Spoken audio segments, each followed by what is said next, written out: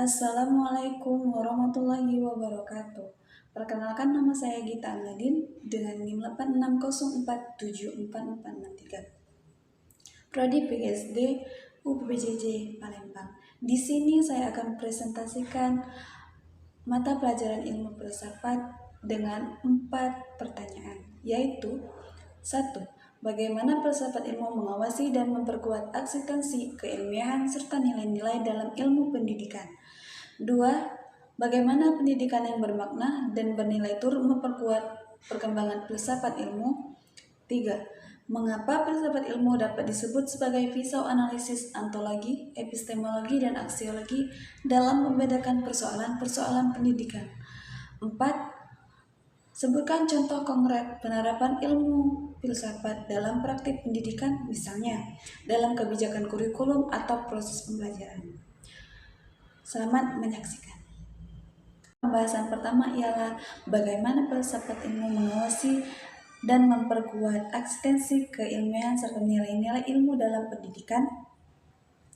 Seperti yang kita ketahui, pengertian ilmu filsafat ialah ilmu yang membahas dasar, cara memperoleh dan manfaat ilmu dalam pendidikan. Ilmu filsafat membantu pendidik menjadi lebih terarah dalam ilmunya. 1. Mengawasi dan memperkuat eksistensi. Filsafat ilmu menerapkan hakikat, objek kajian, dan batasan ilmu pendidikan. Secara tegas, hal ini memastikan pendidikan memiliki landasan ontologis dan yang kuat, sehingga diakui sebagai disiplin ilmu yang mandiri, sah, dan tidak tercabut dari akar identitasnya. 2. Mengawasi dan memperkuat keilmiahan. Filsafat ilmu merumuskan kaidah, metode, dan standar kebenaran epistemologi. Ia mengawasi agar pengetahuan, teori, dan penelitian dalam pendidikan disusun, diuji, dan dikembangkan secara sistematis.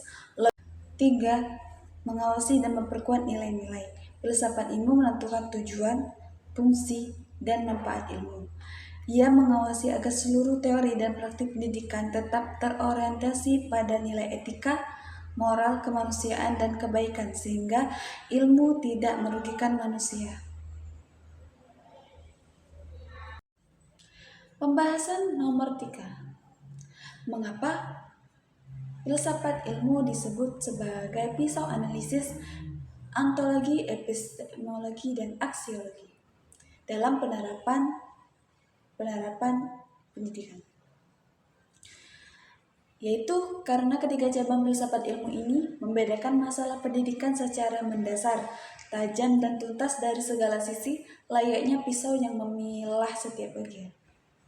Ontologi membedakan sisi hakikat, menjadi apa itu pendidikan, apa hakikat peserta didik, dan apa yang harus dikembangkan. Ini menugaskan inti masalah agar tidak keliru sasaran.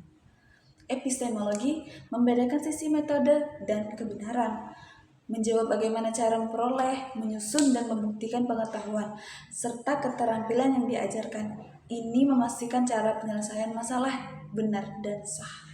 Aksiologi membedakan sisi nilai dan tujuan, menjawab untuk apa pendidikan dilakukan, manfaat apa yang dicapai, dan nilai etika apa yang dipegang. Ini menjamin solusi yang diambil bermanfaat. Pembahasan nomor 4 ialah contoh konkret penerapan ilmu filsafat dalam praktik pendidikan, misalnya dalam kebijakan kurikulum atau proses pembelajaran. Dalam kebijakan pendidikan, ontologi menetapkan tujuan pendidikan untuk membentuk manusia yang beriman, cerdas, dan terampil sesuai hakikat manusia sebagai makhluk berbudaya dan berakal. Epistemologi menyusun standar kelulusan dan sistem penilaian berbasis bukti nyata dan capaian kompetensi, bukan asumsi semata. Aksiologi mengutamakan kebijakan yang merata, adil, dan tidak diskriminatif agar pendidik bermanfaat bagi warga negara. Dalam penyusunan kurikulum, ontologi memilih materi yang relevan dengan hakikat kebutuhan peserta didik dan perkembangan zaman. Epistemologi menyusun urutan materi dari dasar ke kompleks serta menentukan metode belajar yang logis dan sistematis. Aksiologi memasukkan pendidikan karakter dan nilai moral ke dalam setiap mata pelajaran, tidak hanya teori semata.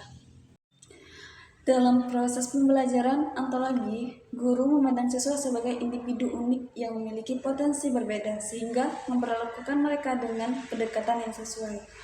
Epistemologi menggunakan metode ilmiah amati, tanya, coba, agar siswa memperoleh pengetahuan yang sah dan teruji.